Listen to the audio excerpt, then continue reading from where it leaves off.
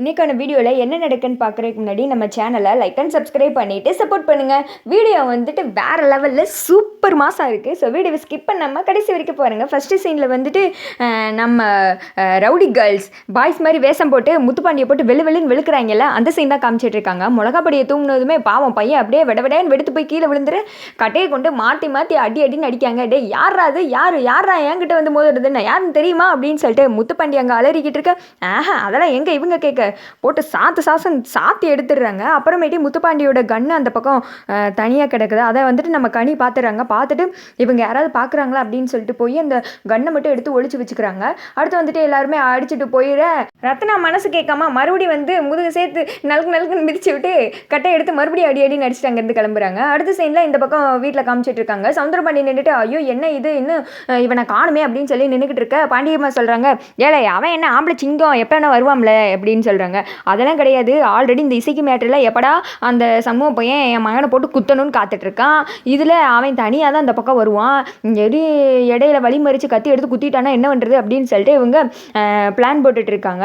அதுக்கு ஏற்ற மாதிரியே இவனை போட்டு 4 பேர் தூக்கிட்டு வராங்க. என்னாச்சு அப்படின்னு கேட்க, என்ன சொல்கிறது, யாரோ போட்டு நல்லா அடின்னு அடிச்சிருக்காங்க அப்படின்னு சொல்ல, ஏழை என்னலே அப்படின்னு கேட்க, ஐயோ என்னால் முடியல, கண்ணெல்லாம் எரியுது, தண்ணி அப்படின்னு சொல்லிட்டு கதற கூடயே சேர்ந்து இசைக்கையும் அவங்க அத்தையும் வந்துடுறாங்க. பார்த்துட்டு நின்றுட்டு இருக்காங்க. ஏடி இங்கே வாரி பெத்த பையன் இப்படி கதறி துடிச்சுக்கிட்டு இருக்கா, நீ வேட்டுக்கு நின்று வேடிக்கை பார்த்துக்கிட்டு இருக்க, போய் தண்ணி கொண்டு வா அப்படின்றாங்க. நானே காலையிலேருந்து வீட்டு வேலையெல்லாம் பார்த்து என் இடுப்பெலும்புலாம் உடஞ்சி போய் கிடக்கு, குறுக்கெல்லாம் வலிக்கி, இதில் நான் தண்ணி வேறு கொண்டு வரணும் வாக்கம், போங்க எனக்கு வேலை இருக்குது அப்படின்னு சொல்லிட்டு உள்ளே போயிரு இசைக்கிட்ட கேட்குறாங்க. கெட்டின புருஷன் இப்படி கஷ்டப்பட்டுட்டு இருக்கானே, போய் தண்ணி கொண்டு வாப்போ அப்படின்னு சொல்ல, சரி மாமா, ஆமாம் நல்ல சுட எடுத்துகிட்டு வருவா இல்லை வெதுப்பாக எடுத்துகிட்டு வருவா அப்படின்னு கேட்க, ஒன்று அப்படின்ற மாதிரி திட்ட வேற இசைக்கு வந்துட்டு உள்ளே வந்துட்டு நக்கலாக செடிச்சிட்டு போயிடுறாங்க. இந்த பக்கம் கூப்பிட்டு வந்தவங்களும் நாங்களும் அவ்வளோ தண்ணி ஊற்றி பார்த்தோம், கேட்குற மாதிரி கிடையாது, ஹாஸ்பிட்டலுக்கு கூட்டு போங்க அப்படின்னு சொல்லிட்டு கிளம்பிடுறேன். ஆஸ்பத்திரியாவது கூட்டு போவோமா அப்படின்னு சொல்லிட்டு இருக்காங்க.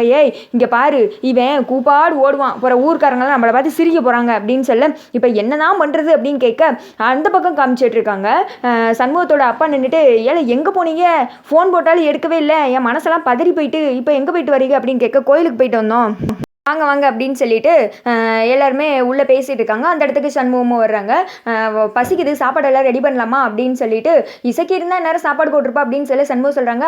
இனிமேல் அவள் பேரை இந்த வீட்டில் எடுக்கவே கூடாது அப்படின்னு சொல்லிட்டு அங்கே கிளம்பிடுறாங்க. அடுத்து வந்துட்டு சண்முகத்தோட அப்பா வந்துட்டு ரொம்ப ஃபீல் பண்ணுறாரு. என் பொண்ணை நான் வந்துட்டு அடிக்காமல் கூட வளர்த்தேன், அங்கே எவ்வளோ கஷ்டப்பட்டுக்கிட்டு இருக்கா அப்படின்னு சொல்ல, நீங்கள் எதுக்கு அவளப்படாதீங்க, அவனுக்கு தகுந்த தண்டனை கிடைச்சிருக்கும், நல்லா கொடுத்தாச்சு அப்படின்னு சொல்ல, கொடுத்தாச்சா அப்படின்னு சொல்ல, இல்லை கடவுள் கொடுத்துருப்பாரு அப்படின்னு சொல்ல, ரத்னா வந்துட்டு பரணி காலில் ஓங்கி மிதிக்காங்க. அமைதியை இரு அப்படின்ற மாதிரி.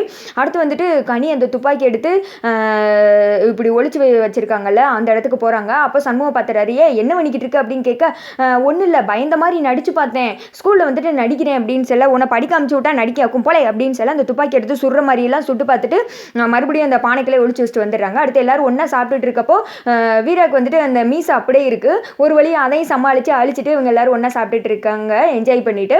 அடுத்து வந்துட்டு சண்முக ரூமுக்குள்ளே படுத்துக்கிற பரணி வந்துட்டு சண்முகத்திட்ட வம்புழுக்கிறாங்க. வழக்கம் போல திட்டி விட்டுற பரணி போய் அழகா படுத்துக்கிறாங்க.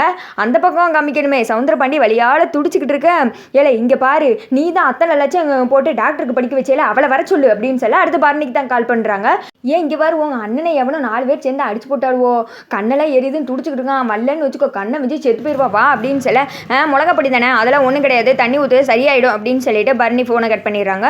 அடுத்து வந்துட்டு இங்கே ஒருத்தர் இருக்காம்ல, அவனை போய் உழுப்பி பரணியை கூப்பிட்டு வர சொல்லு அப்படின்னு சொல்லிட்டு மதுபாலன் ரூமுக்கு தான் போகிறாங்க. போனால் அவன் நல்லா தூங்கிட்டு இருக்கான். ஒழுங்க எந்திரிவான், அண்ணே வழியால் துடிச்சுக்கிட்டு இருக்க அப்படின்னு சொல்ல, நீ போலாட்டி உன் கண்ணில் நான் மிளகாப்பொடி போட்டுருவேன், அவனை விட நல்ல பெரிய கண்ணாத்தான் இருக்கு அப்படின்னு சொல்லிட்டு விரட்டி விட்டுட்டு இவன் சந்தோஷமா சிரிச்சுக்கிட்டு இருக்காங்க. அடுத்து வந்துட்டு பரணி பாவமாகவும் இருக்கும், போலாமா இல்லைன்னா கண்ணை வச்சே செத்துருவானே அப்படின்னு சொல்லிட்டு யோசிச்சுட்டு இருக்கு. அதோட பார்த்தீங்கன்னா இந்த வீடியோ முடிஞ்சிருச்சு.